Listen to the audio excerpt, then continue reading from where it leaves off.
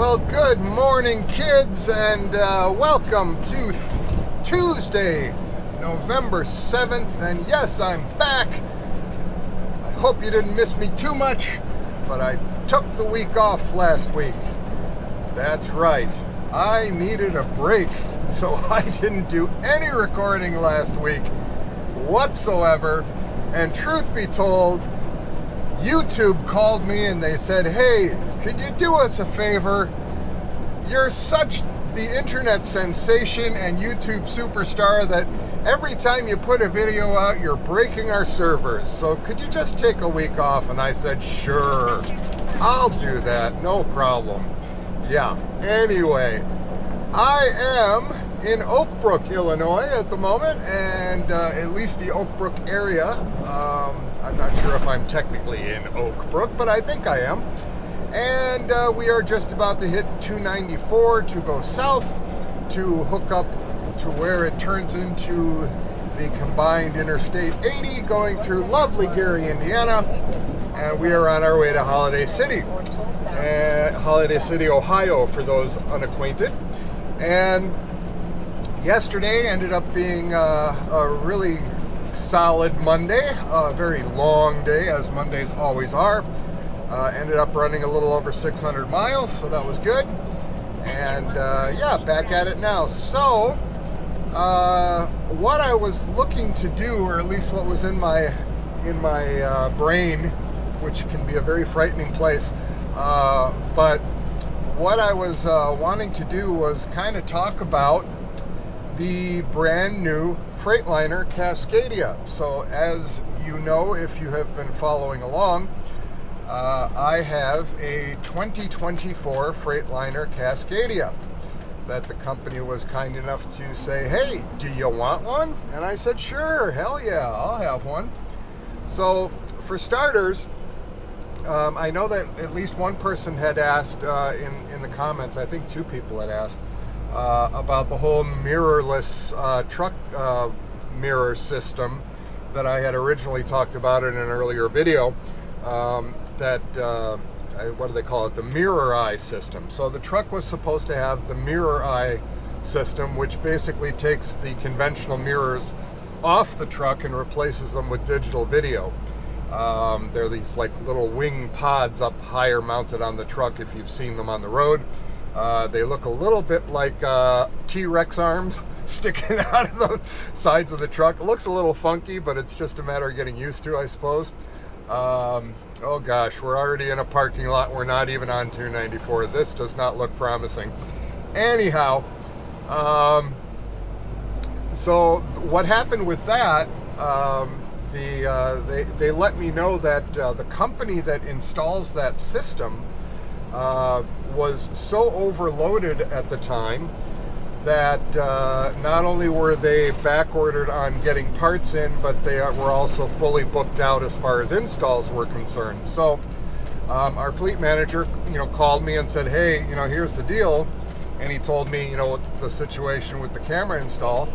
And he said, "So it's entirely up to you. If you want to keep driving your truck and then just wait until we can get it in, that's fine. We can do that. Or, if you'd rather just take the new truck with, the regular mirrors on it, and then, if you want to just keep it that way, it's up to you. You can. But if you really want to have that mirror eye system installed sometime later when they're a little bit less frantic and overbooked," he said, like the first time that you take let's say a week off, we could schedule it then so that we have the truck for the week while you're off, and we can have it installed at that time. So that's the option I chose. I said, yeah, let's just take the new truck. I mean, I've had nothing but conventional mirrors.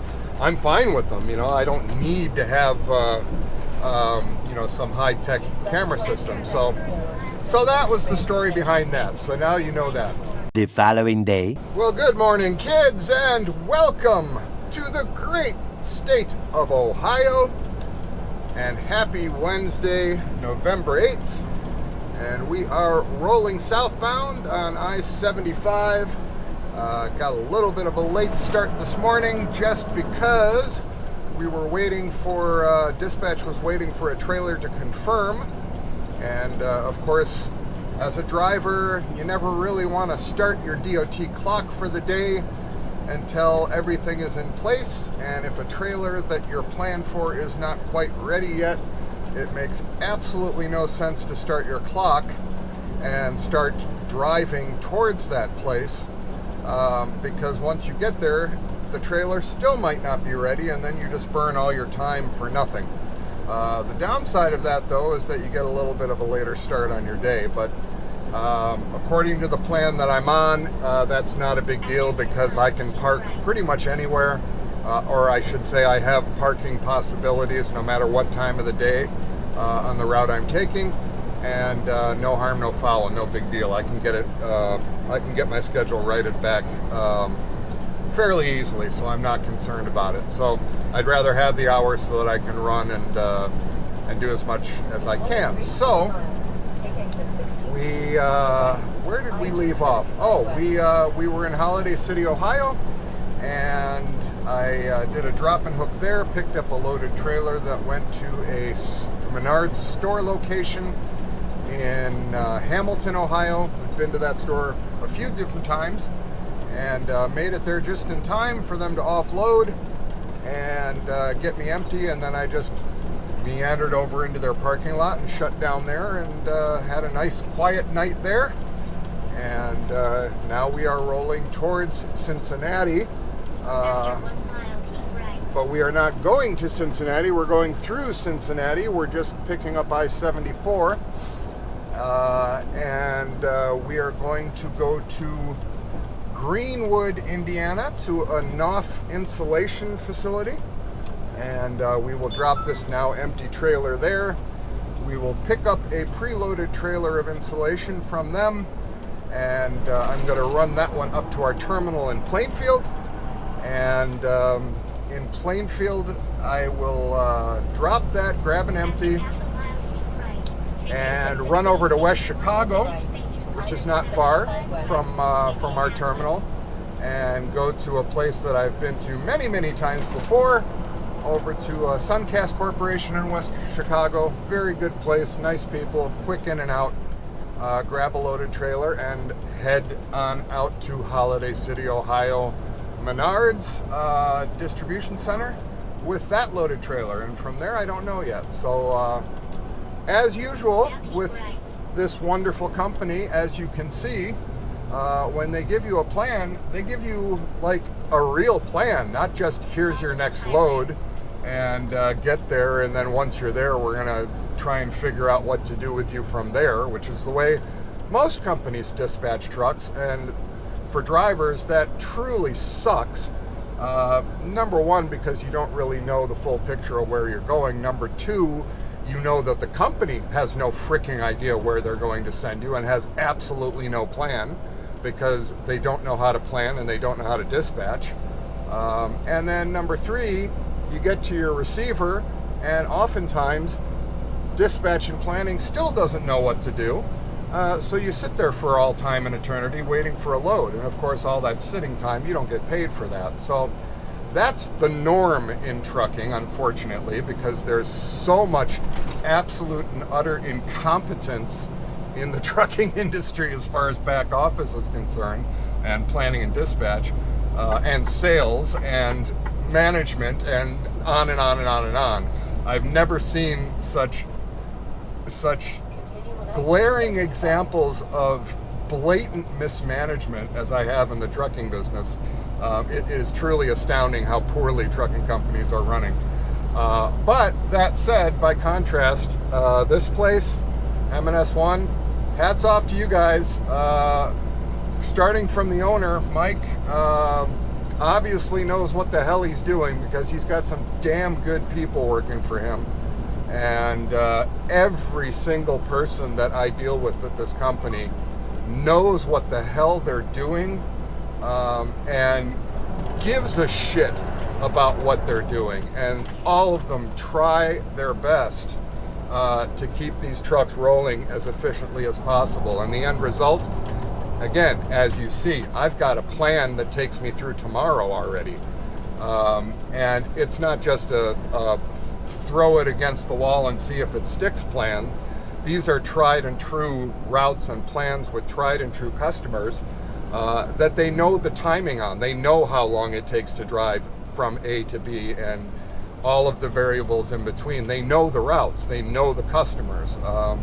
This is all extremely well thought out and extremely well planned. So, yeah, so that said, to reiterate again, you know, I'm super happy with these guys. I could not imagine running a trucking company any more efficiently, and you know, hats off. You know, they do a great job, and for us drivers, it makes them an absolute pleasure to work for. So anyway, enough glowing praise about the company. I don't want them to get big-headed and think that they're all that, you know.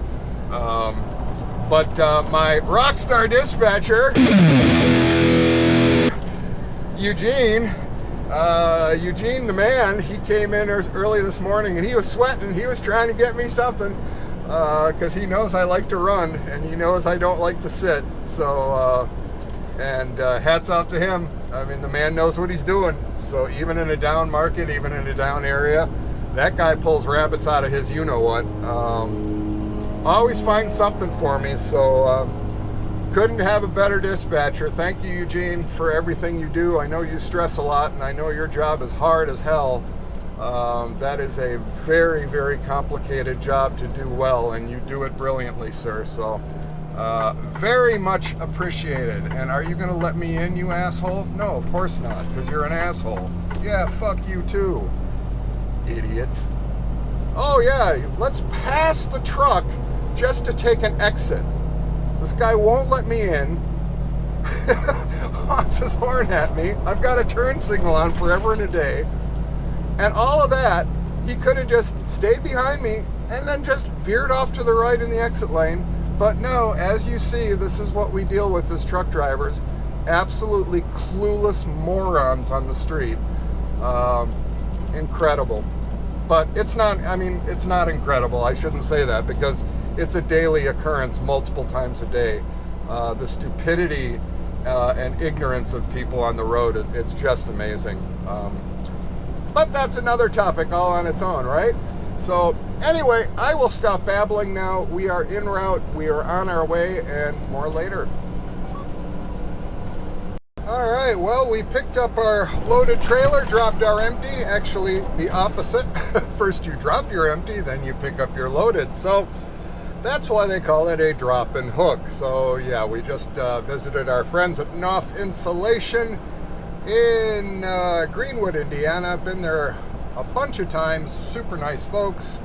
And Knopf is a great customer because they make things just like Menards, super easy. And you're in there, in and out, quick as can be. So very, very much appreciated by drivers. So, and also it's insulation, so it's a nice light load, which means I don't have to run like a snail uphill.